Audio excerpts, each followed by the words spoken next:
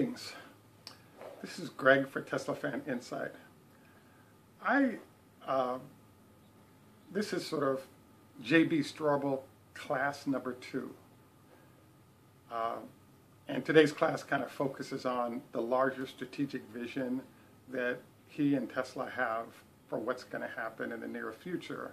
Hence, class number 2. Our first class that I'll put a listing for is the duck curve and how Tesla fits into that.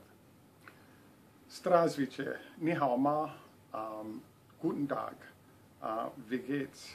This is Greg for Tesla Fan Insight. As you all know, I started posting on Tesla maybe 6 months ago, and I've been blessed to have a lot of folks like and subscribe and take time out to view our videos. I had an encounter with JB Straubel via one of his Stanford students a few weeks ago, and decided that I was going to make an effort to really sort of find him on the web and find a way, in essence, to take his class. So what I've started doing is sort of reviewing class notes as well as speeches he's done to sort of get a feel for his vision on how Tesla fits into the world. The one note I should make to you is that I'm calling this JB Straubel class number 2 because the first class was actually focused on the duck curve, and I'll put a listing for that so you guys can view that video on what the duck curve is and how it's impactful. In this case, I'm actually kind of focused on another portion of the class, which is sort of where exactly is Tesla going and why. So one of the main sort of discussion items that I came up with by viewing both JB Straubel and one of the co-founders on the finance side for Tesla was that Tesla has a unique partner or partnership that it's doing. What Tesla did when they were starting the company was they looked at every option possible of how to fuel cars and get people away from using oil to power their vehicles. After testing all the options, be it fuel cells, et cetera, they sort of landed on electricity. And there are a bunch of reasons why this occurred. One of the main reasons was 90% efficiency. If you think about it, internal combustion engine is about 30% efficient, truck or car.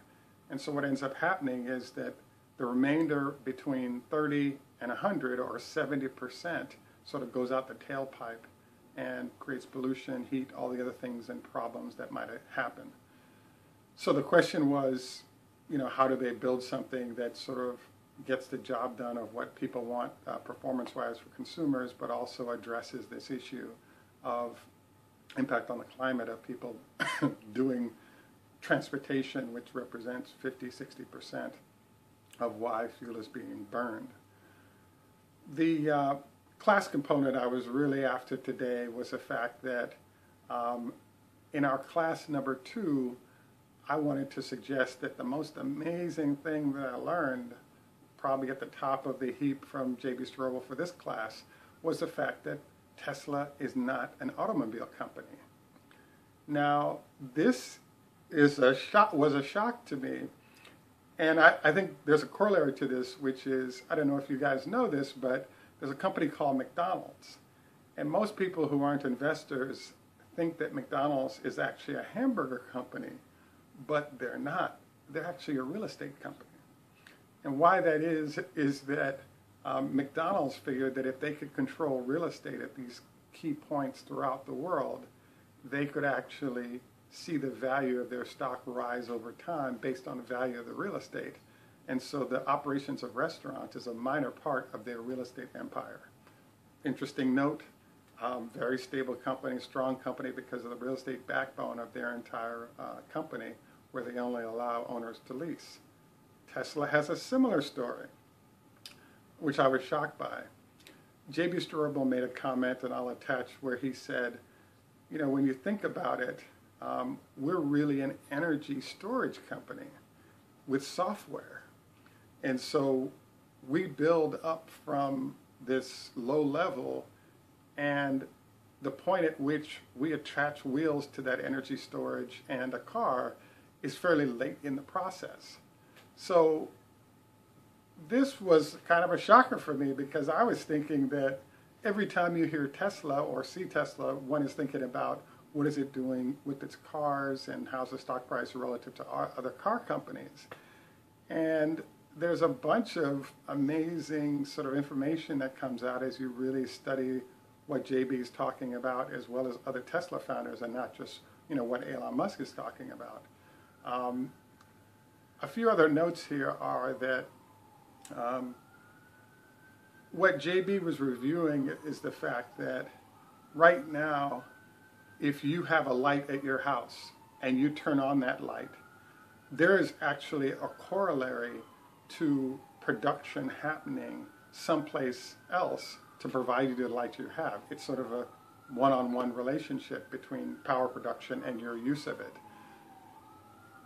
What this also means is that there isn't a lot of grid storage, meaning that there isn't a lot, or there's very little because of the cost of you turn that light on, there's a battery out there that's sitting there waiting with power so you could use it. So this creates huge problems because if there's a sudden peak in demand, you could end up with blackouts because of how tight the relationship is between production and use. So I was kind of surprised. So one of the reasons why Tesla stock is so high relative to how many cars they produce is the fact that as they get their hands deep and dirty into grid storage and grid storage process, the market for them in terms of making money is driven by everybody starting to use more energy in the form of getting their energy through their car. And they're slightly focused on getting the cars out there, but the more cars that are put out there by everybody, the more their secondary business of helping the large grid operators solve the increasing demand of electricity. So what Tesla is about and how it's about is the fact that there are going to be all these electric cars on the road all around the world. All these vehicles are going to start, instead of using oil, they're going to start using electricity. So it's his assessment that the electricity companies are going to do really great because consumers that previously were getting their, moving their cars based on oil and other burnables, if you will, are now switching to electricity. So they get huge increases in demand and revenue, and they could build more peaker plants, etc. But another way to solve it is to put up solar farms and store that energy. So if, for example, the energy that's being produced for your usage right now, you don't use it, it disappears. And so you have this thing happening where there's a large amount of power, there's a large amount of inefficiency because between the renewables and even produced electricity, there's a huge amount of power that's being produced, that's not being stored, that simply disappears, and then production sort of starts up again, particularly peaker production to address the peak times when consumers might be ready to use power. And when I first encountered this sort of at a distance without listening to him, I was thinking, do you guys realize what you're going to do to the grid as you do this, particularly in places like California where you have a lot of solar panels on the roof, etc.? And so I was like, wow, that's really interesting.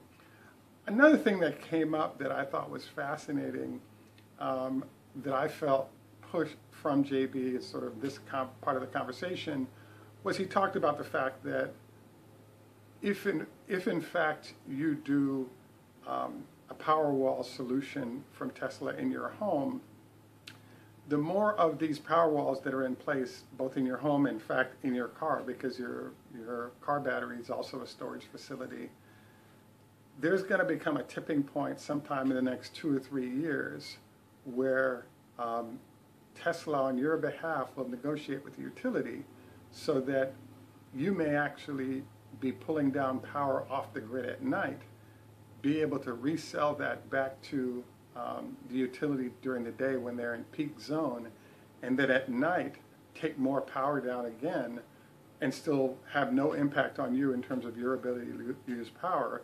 It just becomes part of the grid storage so that the whole grid can work better. So I think this is fascinating because currently I thought you buy this 5,000 item for 15 kW into your house.